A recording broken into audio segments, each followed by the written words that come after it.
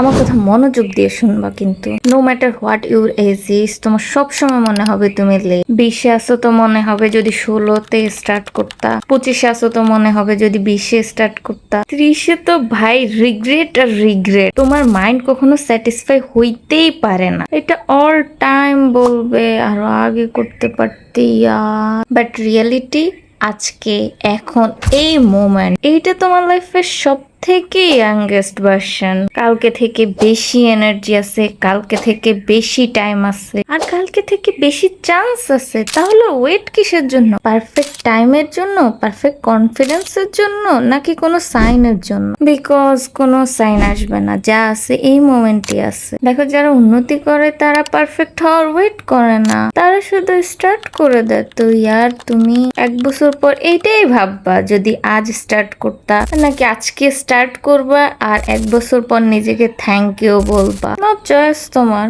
আমার কি?